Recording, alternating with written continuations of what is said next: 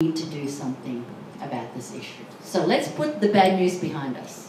Let's delete that in a sense, because it is quite horrifying, it is quite traumatic. And that's why when I wrote my book, I wrote the truth exactly as it stands for that story. And I traveled in 125 cities, psychiatrically institutionalized in 10 times of it, in Japan, in America, in the Philippines, and in Australia. But the good news is, there is a good news. I'm here, you know?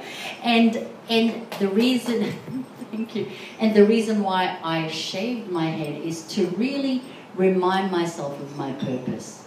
Because what is my purpose? My purpose is now what I'm doing for my PhD. I have recorded every single coaching interaction since 3 years ago. On this iPad, there's about 2,000 videos of every single coaching session.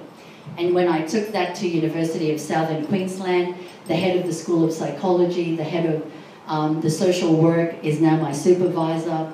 And they're going, you're sitting on a gold mine. You've got all these conversational and transformational interactions. I've done a lot of personal development ever since then. And you know, what I do within the coaching session is we do meditation, we do yoga, we do Tai Chi, Qigong. We really look at eating properly, parenting, and it is such a life-changing and transformational program. And when I am coaching them, I record everything. So that, why am I recording? Because the biggest problem in addiction is denial. People, when I was in addiction, I used to tell different stories to different doctors just to get whatever prescription and get my way all of the time. Having it tangibly in a video, I'm able to show them what type of denial patterns they're doing, what they're not doing, the lies they're telling themselves.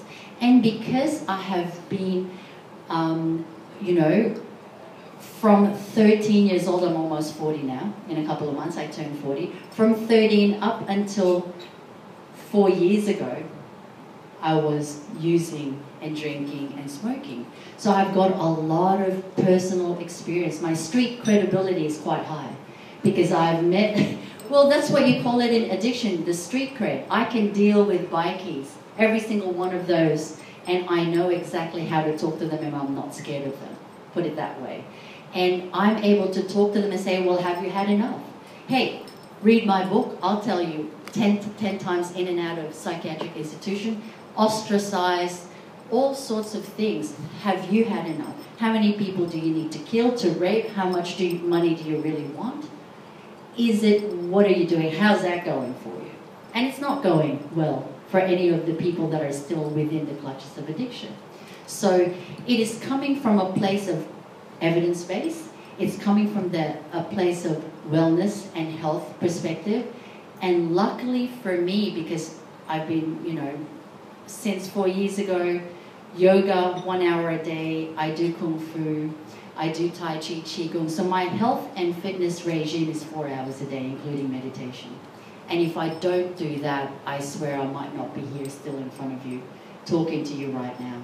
So the message is now that I'm doing my PhD and I'm reporting on all of those video interactions on what really is the key component to help someone from such a destructive, traumatic, shame-based upbringing to have a redemption is the video recording. The recovery coaching is what you call it. In the whole of Australia, there's no such thing as recovery coaching. I mean, we're all just starting to hear of life coaching, and to use the same concept for people with addiction issues is unheard of. So I'm pioneering the movement.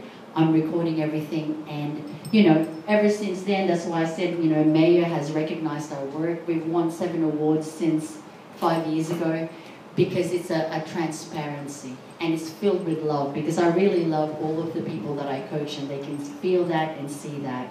And I'm able to help them. Every single experience that they've had, I've had it.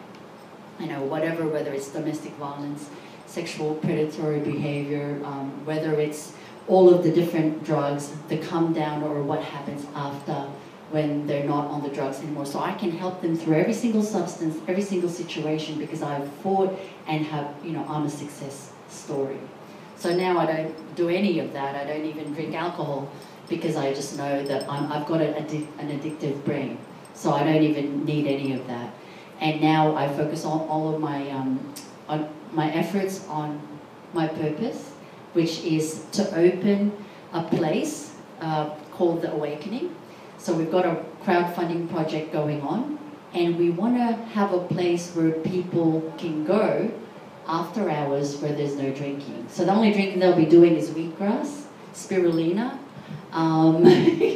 you know, and then we have conscious lyrics. The people that go there, you know, they're tea, chai. Really, we don't believe in anything that's preserved. We try and take sugar out, organic, and we do exercises like yoga and qigong and tai chi and that type of thing. And that's really, from what I've seen, is making a difference. It's made a difference in my life and it's continued to make a difference in their lives. So if we can ask people, the other book that I wrote is Sit with Monk Sue, and that is really the pivotal moment in my life. The reason why I changed and changed for good is I met a monk. He's a Taoist monk. And he changed my perspective.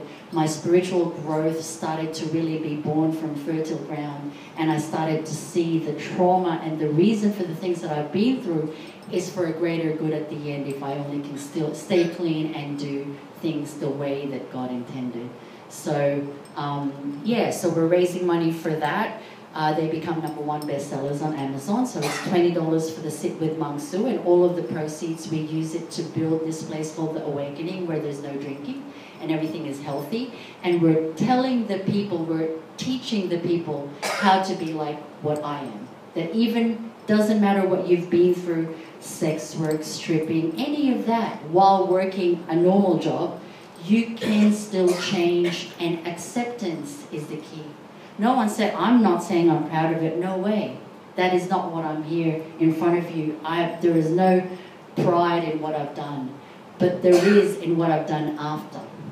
After the 2012, and after I met the monk, then I started to go, okay, definitely destructive, definitely not where I want to be known for. And I started to write books and do things that really builds up the people that have addiction issues. Because Dr. Gabor Mate said that the collective consciousness of a society can be gauged by the number of people afflicted by addiction. If we have people afflicted by addiction, then collectively there is something that we are not taking responsibility for, or our emotional maturity is kind of, you know, there's something that we're not embracing. You know, why are people in so much pain? Every single addiction issue can be traced back to a shame period in the childhood. It doesn't have to be caused by the parents. It could be something, the bullying or something that they were subjected to. And it's just about understanding what those moments are and unraveling them so that we can get them to become whole again. And yeah, so we're using the greatest tool that we're using for all of our sports people. We're a sports country. So coaching is so much more embraced rather than I'm seeing a psychiatrist, I've got a coach. And people really open up to that because then it's about peak performance. It's about eliciting the excellence in them. We set the goals, we do the strategies, we write it down, we record it, and we become better and better. They become better and better, and they achieve the goal that we set in the beginning. So yes, so there you go. In 4 years, I've grown, won awards, doing my PhD, doing a crowdfunding project, and clean and really have clarity and having a lot of abundance in my life and blessings in my life. So thank you, Ian, for today. Thank you, Rowan, for having me. And yeah, thanks everyone.